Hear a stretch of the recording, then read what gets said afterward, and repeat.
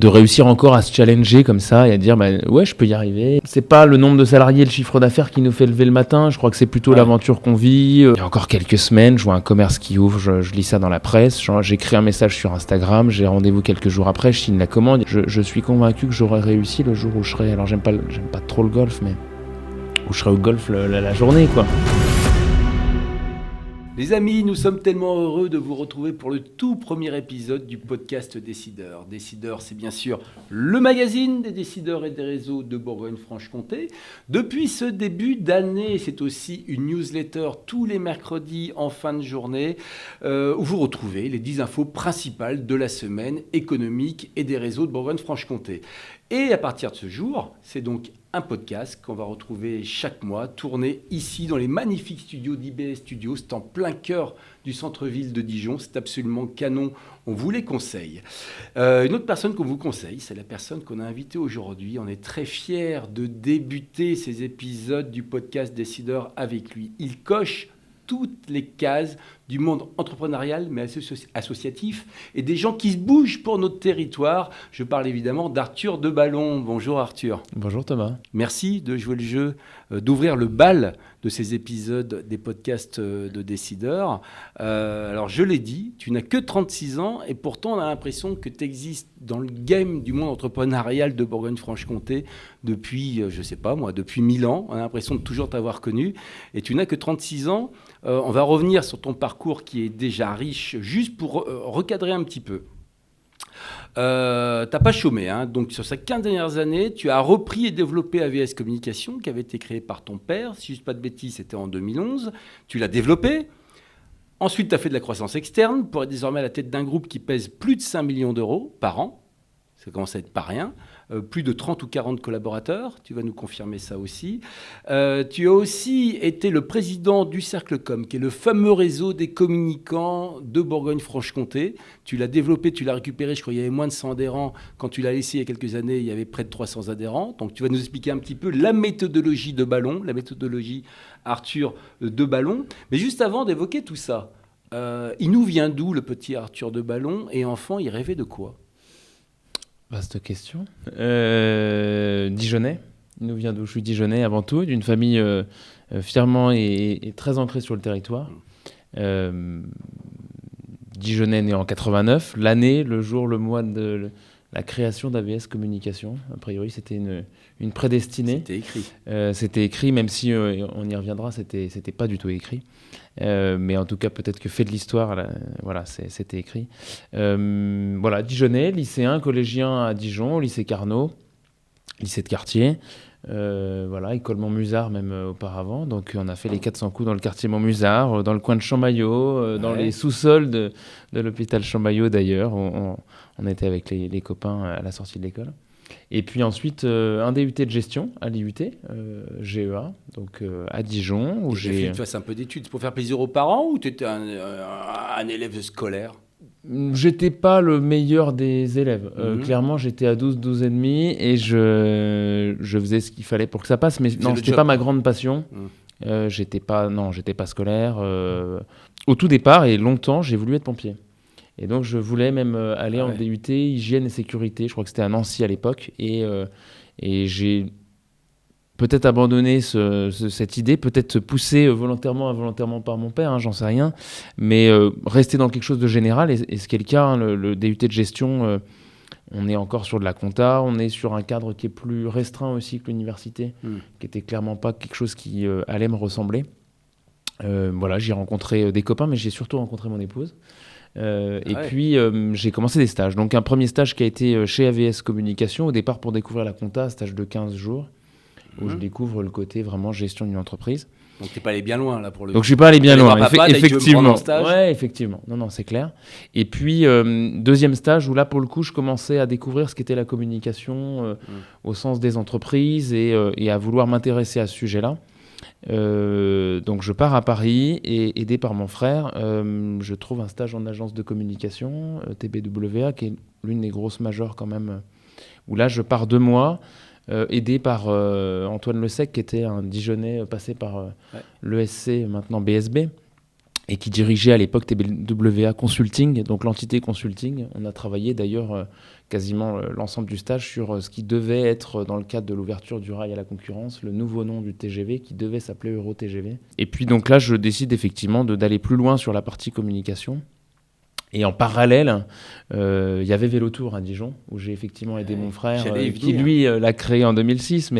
Et donc il y avait Vélotour qui était aussi au milieu de tout ça, où on était sur de l'événementiel, l'organisation d'événements. Tu peux nous rappeler le concept du Vélotour ? Ouais, le concept de Vélotour que mon frère crée avec ce qui est aujourd'hui son associé, et même un troisième larron, quand ils étaient trois associés. Ton frère Pierre-Henri Deballon, exactement, qui est connu évidemment sur le territoire et pas qu'à Dijon, puisque c'est le cofondateur de With Event, la fameuse billetterie en ligne, qui, on peut dire, est un succès, une vraie success story, et qui l'an dernier, en 2024 même, pardon, il y a près de 2 ans maintenant, a racheté le DFCO, le fameux club qui joue pour l'instant national, et à l'heure où on enregistre aujourd'hui est en tête du championnat national, donc on espère la montée en Ligue 2, a racheté le DFCO donc il y a 2 ans.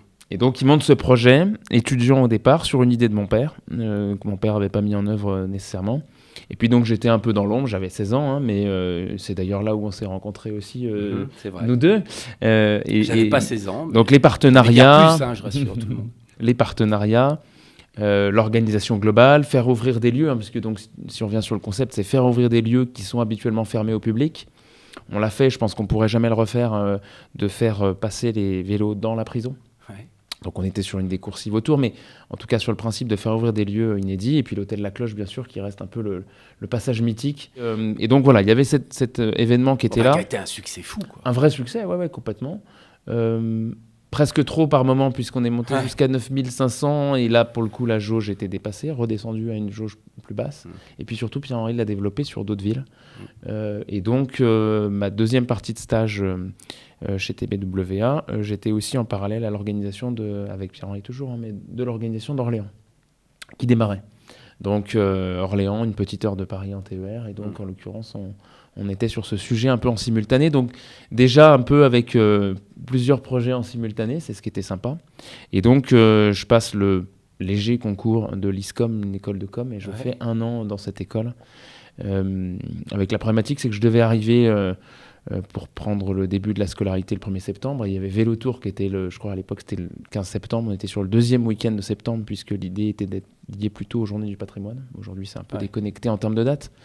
Et déjà la scolarité, ça démarrait mal, avait pas accepté que j'arrive en décalé. Donc j'ai déjà démarré ma scolarité là-bas, et ma relation avec eux. Priorité à l'entreprise.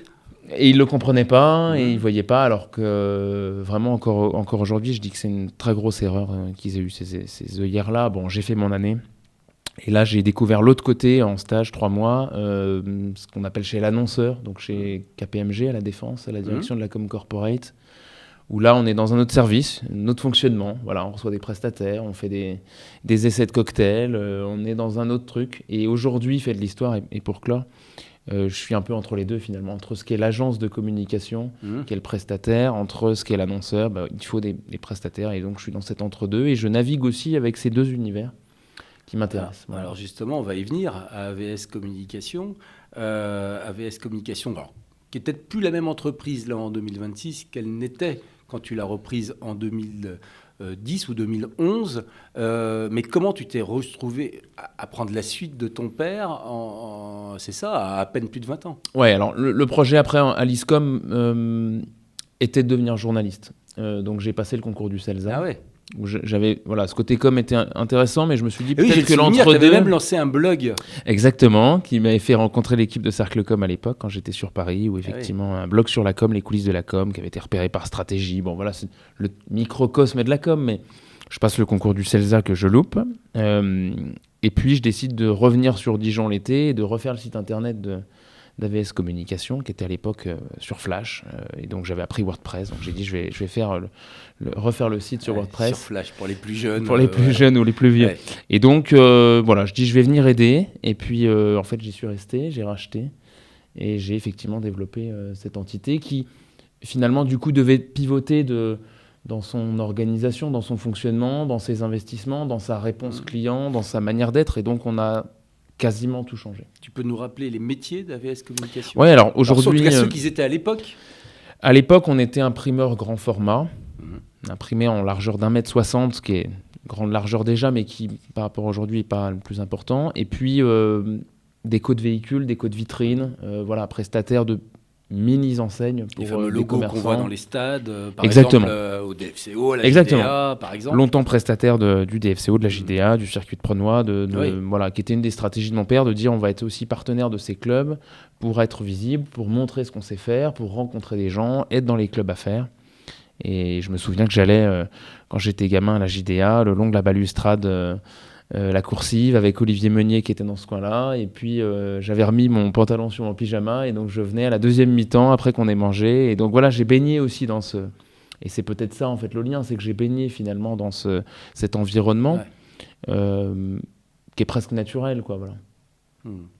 Et le métier, l'entreprise, comment tu as été amené à la faire évoluer, justement, quelle a été la patte Arthur de Ballon ? Par obligation déjà, pour être très clair, par obligation, il fallait faire pivoter cette entreprise, qui est aujourd'hui la même qu'à l'époque, mais on imprime en plus grande largeur, puisqu'on a des machines plus larges, on a des marchés qui nécessitent qu'on imprime en plus grande largeur, on imprime en 3,20 m, on découpe, on fait de l'enseigne, en tout cas on a développé, mais par obligation de devoir pivoter de marché pour développer le chiffre d'affaires, pas tant par le chiffre, pas tant par l'obligation d'un remboursement quelconque ou d'échéances particulières, mais parce que simplement, c'était une entreprise, c'est presque notre frère ou notre sœur, notre troisième frère ou troisième sœur de la famille. On a vécu avec cette entreprise-là, et mon père ne me l'a jamais demandé, ne me l'a jamais imposé. C'est moi qui lui ai demandé, c'est mon frère qui a aidé et qui a voulu aider, mais il y a un affect tout particulier avec cette entreprise. Donc, l'entreprise, c'est combien de personnes actuellement ? Aujourd'hui, on est 28, donc je l'ai repris, on était 8. On faisait 800 000 euros de chiffre d'affaires et on en fait 3,8 millions. On a développé en étant toujours fièrement dijonnais avec une clientèle dijonnaise.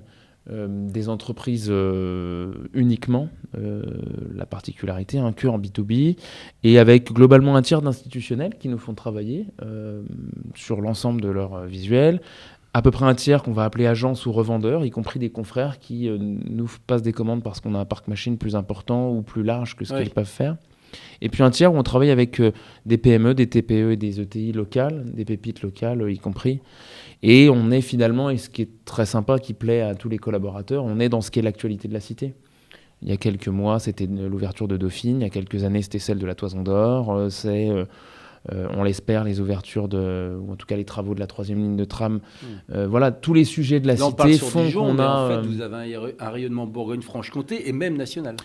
Oui, parce qu'il y a les centres de décision à Dijon. Beaucoup. Et ça arrive par là. Et puis aussi parce qu'on a des belles entreprises. Je pense à Finsbury à Dijon, je pense au Palais d'été à Dijon, qui sont des entreprises qui étaient installées à Dijon et qui nous font remonter au siège parce qu'ils considèrent qu'on travaille bien. Et aujourd'hui, on est le prestataire quasi unique en retail, donc en intérieur magasin de la chaîne Palais d'été, qu'on accompagne sur l'ensemble de ces supports. Et c'est des commandes qui arrivent tous les jours, des toutes petites, parce que c'est aussi ça notre métier, et des beaucoup plus grosses.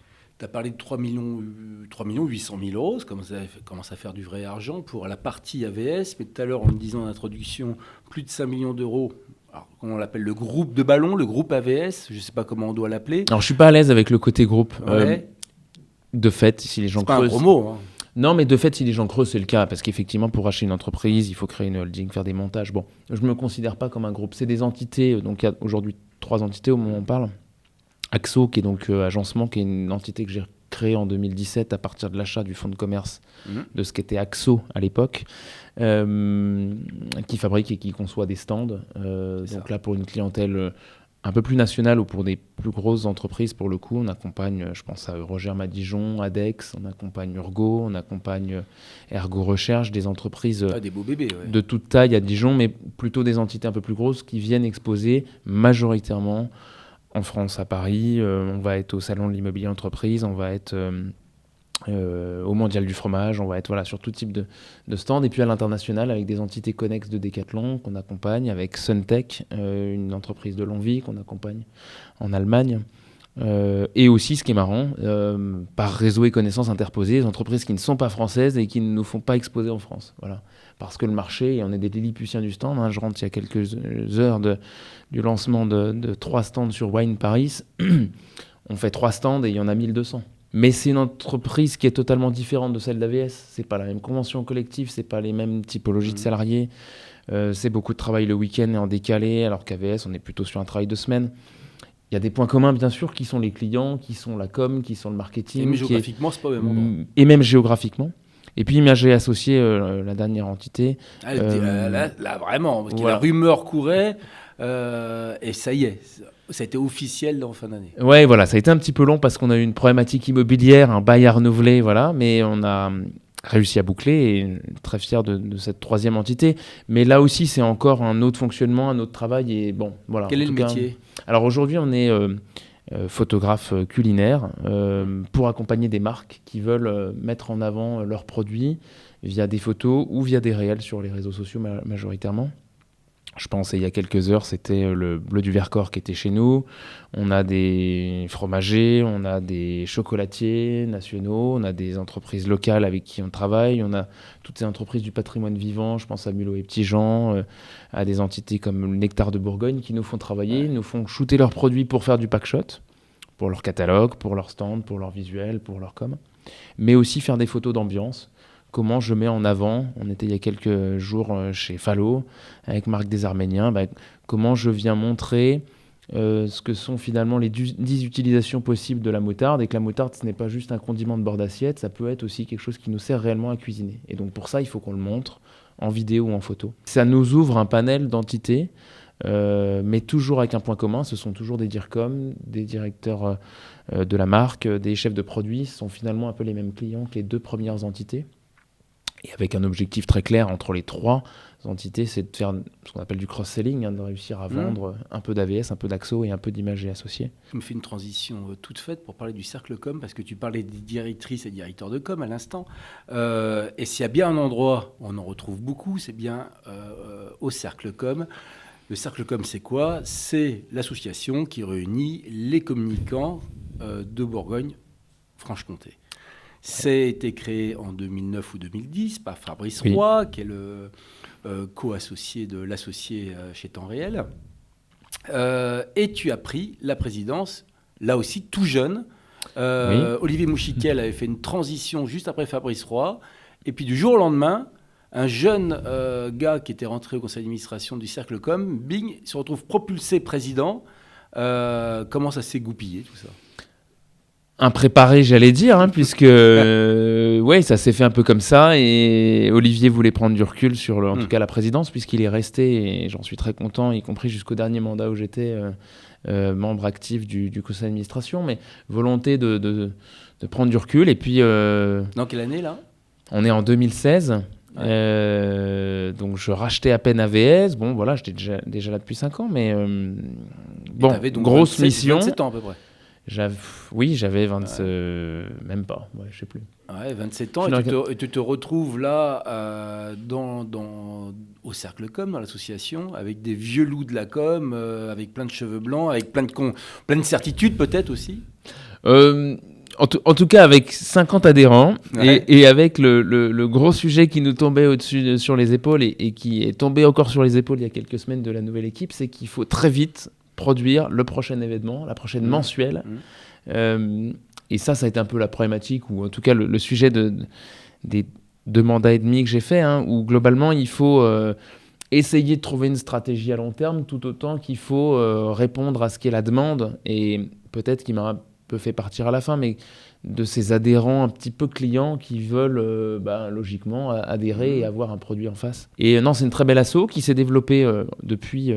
sur Besançon, j'y croyais moins, et c'est aussi l'intérêt de changer de présidence. À Besançon, c'est de faire aussi balle neuve sur ce que sont les prérequis, ce que sont finalement les propres barrières qu'on va se mettre. Alors, il y a évidemment l'entreprise, ça prend beaucoup de temps. Deuxième entreprise, ça prend beaucoup de temps. Troisième entreprise, ça prend beaucoup de temps. Le Cercle Com, t'as pris beaucoup de temps. Et pendant ce temps-là, t'es gamin arrivé à faire 2 enfants.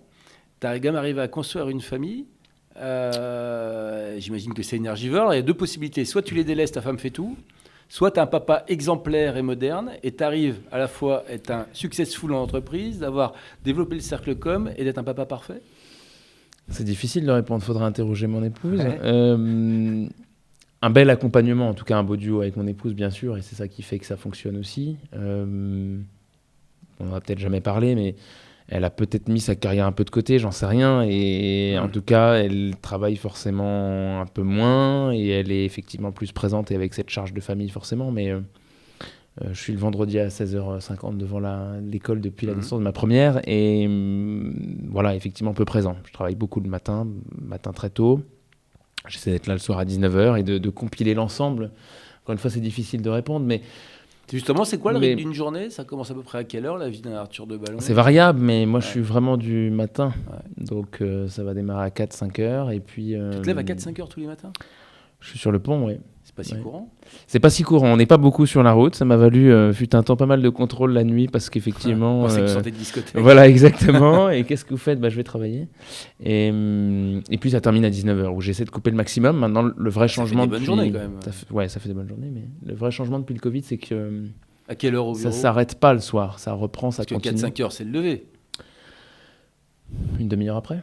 Tout est prêt, je suis un peu un soldat. Et globalement, en fait, le changement, c'est depuis Covid, le temps ne s'arrête presque plus, quoi. On reçoit des mails en permanence, on reçoit beaucoup de week-ends de mails. Et maintenant, je programme mes mails, que j'envoie moins, y compris parce qu'on me prend pour un fou pourquoi t'envoies des mails. Alors, j'avais y compris des copains qui me disaient, mais t'es mal organisé pour aller travailler à 5 heures. Ouais. Bon, la réalité, c'est qu'on a... Et j'ai fait ce choix d'être encore la partie... commerciale la plus présente chez AVS et chez Axo. Pour revenir sur l'image, c'est un peu différent parce qu'il y a une personne en plus, mais AVS, c'est 3900 commandes l'année dernière. On a un panier moyen assez faible, finalement quasiment 900 €. Alors ça reste des moyennes, mais c'est globalement la réalité de ce qu'on vit. C'est-à-dire qu'on a beaucoup d'entrants, beaucoup de petites commandes, et qui nécessitent un temps de préparation du dossier, d'explication aux équipes, de faire le devis. Et même s'il y a une organisation quasi militaire chez nous, effectivement, oui, ça nécessite beaucoup de temps. Ouais. C'est pas une fierté non plus, en fait. Moi, je suis convaincu que j'aurais réussi le jour où je serais... Alors, j'aime pas trop le golf, mais où je serais au golf la journée, quoi. Et où, effectivement, je serais cool, quoi. C'est pas un succès. Voilà, je serais content de réussir à être moins omnipotent, mais c'est aussi une drogue et c'est aussi ce qui fait tenir, quoi, l'adrénaline... J'étais pas du tout commercial au départ, mais voilà, les commandes, les affaires perdues. Il y a encore quelques semaines, je vois un commerce qui ouvre, je lis ça dans la presse, j'écris un message sur Instagram, j'ai rendez-vous quelques jours après, je signe la commande. Il y a un côté un peu marrant, quoi, de dire tiens, en fait, c'est marrant, tu déclenches des trucs et tu rencontres des gens. Et c'est vraiment les bases du commerce, mais de réussir encore à se challenger comme ça et à dire ouais, je peux y arriver, et puis je peux, voilà. On parlait de l'univers associatif avec le Cercle Com. Mais c'est plus fort que toi, même quand tu n'es plus au Cercle Com, tu t'investis quand même dans une autre association qui s'appelle les Bureaux du Cœur. Peux-tu nous en parler ? Ouais, une belle rencontre dans la presse. Je suis un des derniers jeunes de mon âge à regarder le 20h de France 2 tous les soirs. Et je vois ce long format sur les Bureaux du Cœur et ce dispositif qu'un chef d'entreprise nantais, coïncidence, directeur d'une agence de com, a mis en place dans ses locaux. En fait, un SDF était au pied de ses locaux. Il s'est dit, mais tiens, le soir, en fait, mes locaux restent chauffés et pourrait accueillir cette personne, pourquoi je ne le ferais pas, à commencer de manière un peu informelle. Puis il est au CJD, le Centre des jeunes dirigeants, il a mis en place ça dans une association, et donc qui est très encadrée. Et on a été les premiers à Dijon à le mettre en œuvre. Après que j'ai vu ce reportage, j'ai dit, mais c'est quelque chose qui me ressemble. Voilà, c'est quelque chose qui me va. Mes parents parce que les chats ne font pas des chiens, accueillent des migrants dans le cadre du dispositif Welcome. Moi, j'étais moins prêt, je suis encore peut-être aujourd'hui moins prêt à ce dispositif. Donc je m'étais dit, tiens, ça c'est un super truc. Et puis on a des grands locaux et on a de la place. Et je crois que ça pourrait être finalement un projet. Qui s'appelle Eric, qui s'était retrouvé malheureusement à la rue dans un parcours qui est fait de haut et de bas. Et là, il était dans un très bas.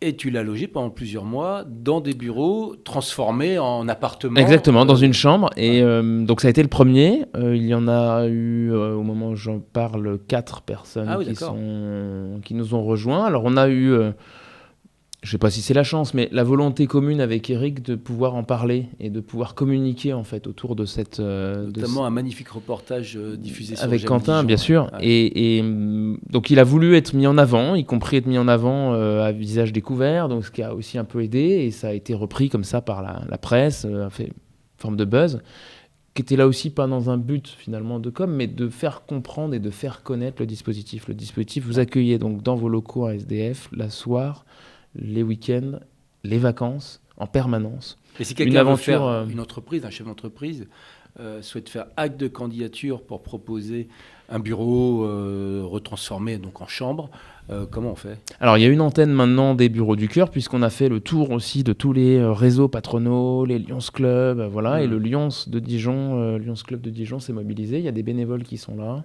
et qui accompagnent en fait les locaux, les entreprises pour essayer de voir si elles sont éligibles. Il y a quelques prérequis. Il faut une fenêtre, il faut un accès à un point d'eau chaude, pas forcément une douche, mais voilà. Oui, on recevra les gens dignement. Voilà, exactement. Quelques prérequis.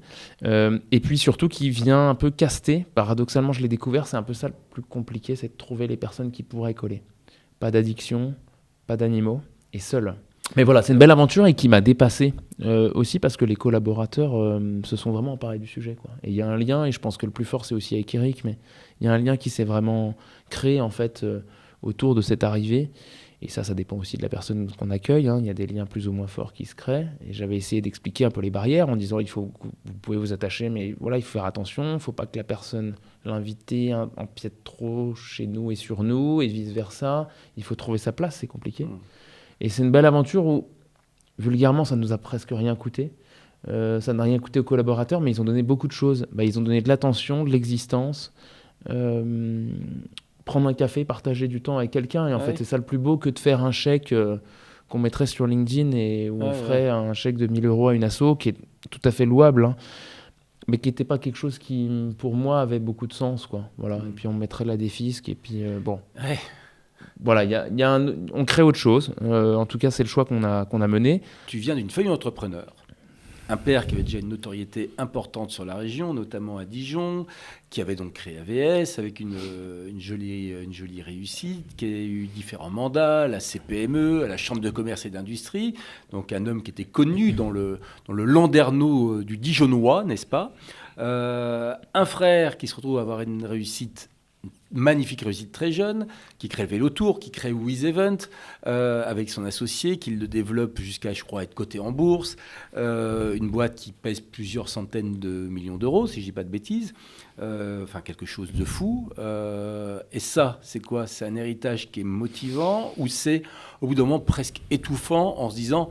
Bon, c'est très bien, mon frère achète le DFCO, With Event, ça cartonne, oui, ils font la billetterie de Coupe du Monde, de certains Grands Prix de Formule 1, c'est génial, il est mis dans la lumière.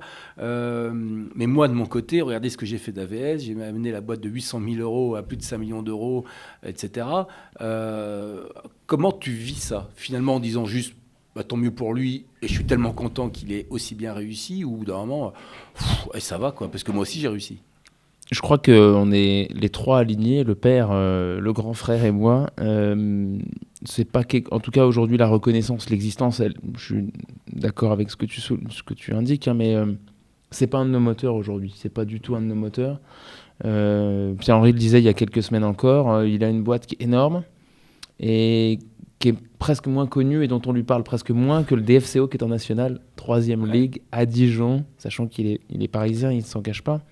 On lui parle presque plus de ça que finalement de son entreprise qui se développe dans d'autres pays, mais qui n'est pas cotée en bourse. Et, je me suis enflammé. Mon père non plus, on ne vit pas dans ce truc de reconnaissance, d'existence, c'est pas le nombre de salariés, le chiffre d'affaires qui nous fait lever le matin. Je crois que c'est plutôt l'aventure qu'on vit.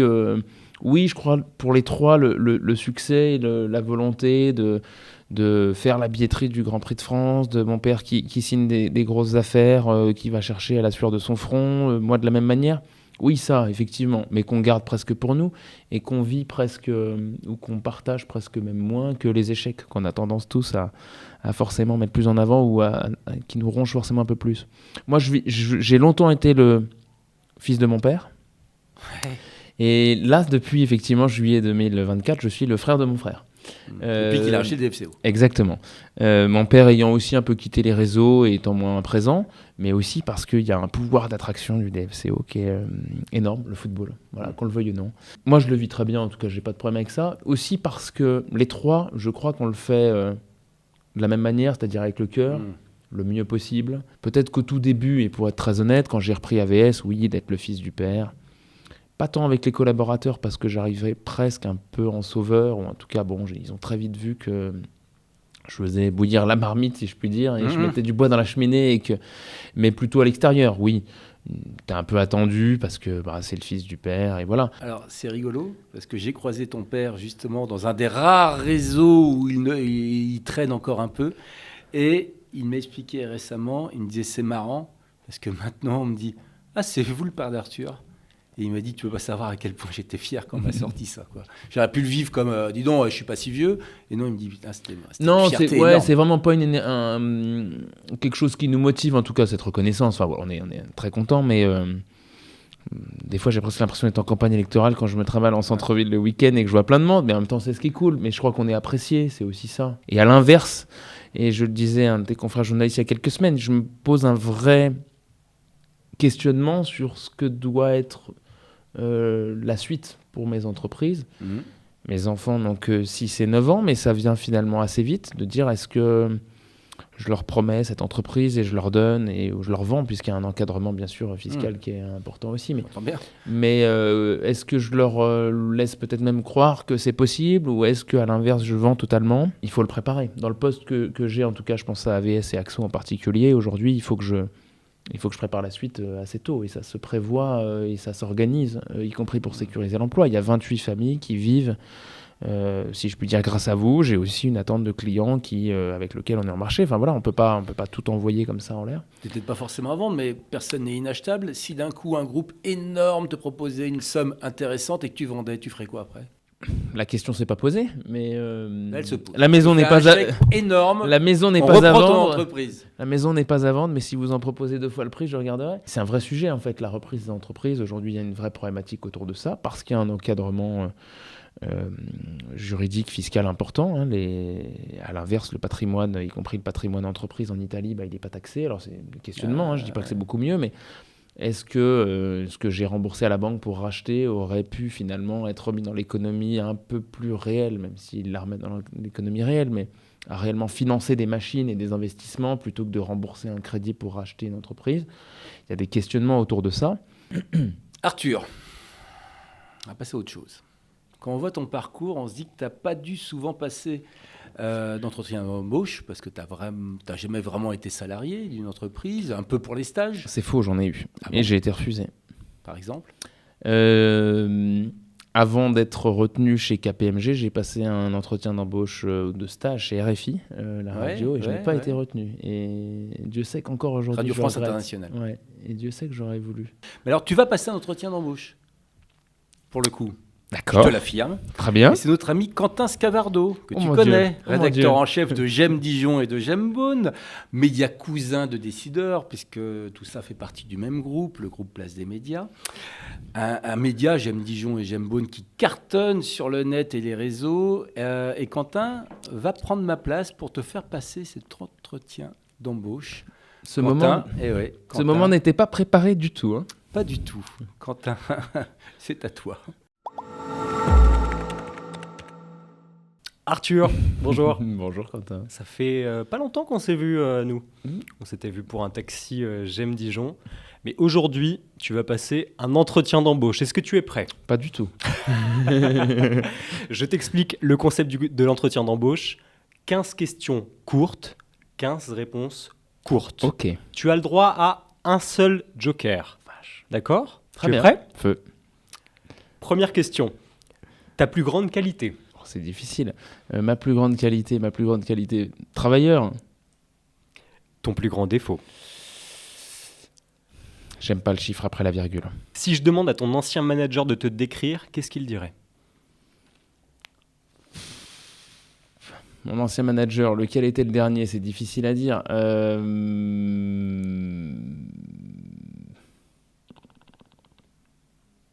Sympathique.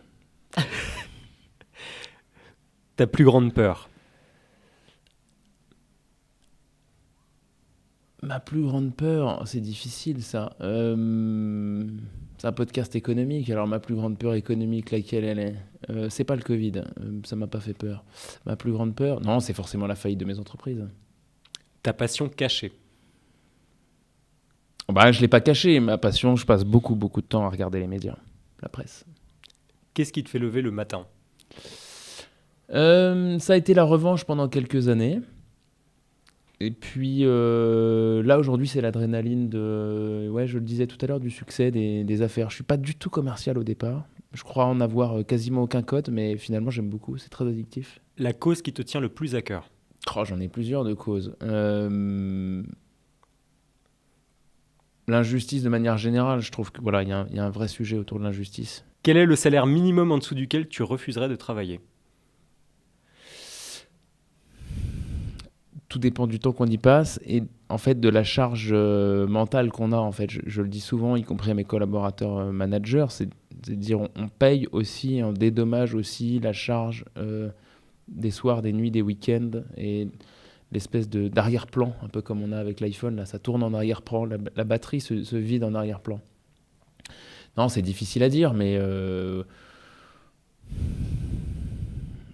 il y a des chefs d'entreprise qui n'ont pas des salaires importants. Non, c'est vraiment difficile à dire. C'est pas que je veux pas, mais ça serait crispant. Tu as un niveau de vie quand tu es chef d'entreprise et quand tu as le salaire que tu as aujourd'hui, c'est difficile de redescendre. Non, c'est compliqué à dire. Donc Joker. Joker. Le conseil que tu aurais aimé recevoir plus tôt? J'aurais aimé être formé au management.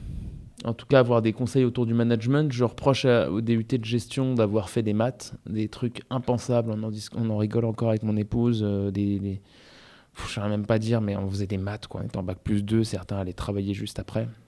Et on n'a pas fait de management. Et ça, en entreprise, c'est majeur. Et ça, c'est quelque chose qui, y compris, peut me manquer encore. Ton plus grand échec? Chaque dossier perdu, chaque collaborateur qui démissionne. Il n'y en a pas eu beaucoup, mais il y a eu quelques frustrations à ce niveau-là. J'ai pas un plus grand échec. Et peut-être que l'une de mes plus grandes peurs, c'est d'avoir un échec. Le plus gros risque que tu aies pris? L'investissement immobilier d'AVS dans ses murs en 2017. Je dis à Florent Puchot, aujourd'hui Progestime, à l'époque Arthur Lloyd, je lui dis... faut qu'on déménage, on était trop serré, ce qui était le cas, et il me trouve très vite des locaux qui sont au coin de notre rue, 3 fois plus grands, avec un projet à quasiment 1 700 000 €. Et j'y suis allé, c'était assez fou.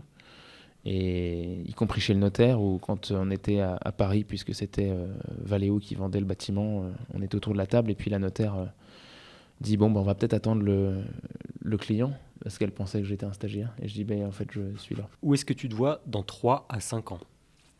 Un peu plus chez moi, un peu plus avec mes enfants, un petit peu moins au prêt permanent de mes entreprises et en ayant pris un petit peu de recul. Mais je me vois à Dijon.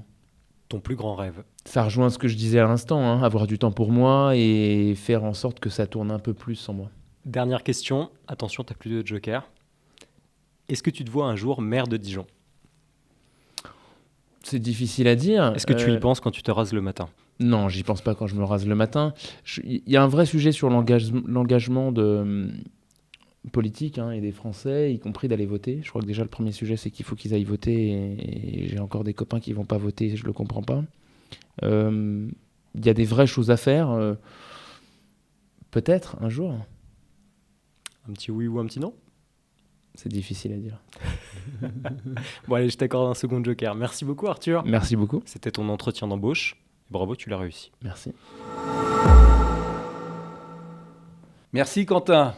Il est très fort, n'est-ce pas? Ouais, il m'a un peu piégé quand même, parce qu'il pose des questions. Bien aimé la dernière question. Oh. Presque langue de bois, tu es prêt à faire de la politique? C'est ce que j'aime pas chez les politiques. C'est tout le rejet aujourd'hui que les Français ont, je pense en tout cas, la politique nationale, la politique peut-être internationale, peut-être moins des maires qu'un des mandats, je crois, les plus appréciés quand même. Mais moi j'attends vraiment un résultat important sur les municipales, c'est la mobilisation. Et de savoir si les gens se mobilisent ou pas. Et ça, c'est un vrai sujet. Parce que là, je rappelle, au moment où on enregistre ce podcast, nous sommes à 1 mois et demi à peu près du premier tour des élections municipales 2026. Un grand merci, Arthur, d'avoir joué le jeu, d'être venu à nous dans les magnifiques studios d'IBS Studio. C'est absolument canon, spécialisé dans les podcasts, en plein cœur du centre-ville de Dijon. C'était une grande première. On est très très fiers de t'avoir reçu. Vous pouvez retrouver le dernier numéro de Décideur. Je vous l'ai déjà montré tout à l'heure. Dernier numéro de Décideur partout en Bourgogne-Franche-Comté. Tous les mercredis, la newsletter de Décideur avec les 10 infos principales économiques, business et des réseaux de Bourgogne-Franche-Comté. Et vous l'avez compris, désormais tous les mois le podcast Décideur. N'oubliez évidemment pas de vous abonner sur les différents réseaux et plateformes où sera diffusé ce podcast. Un pouce levé, ça fait toujours plaisir. N'hésitez pas à commenter aussi, à nous dire quels sont les prochains invités que vous souhaiteriez rencontrer sur ceux et celles qui font bouger la Bourgogne-Franche-Comté. À bientôt.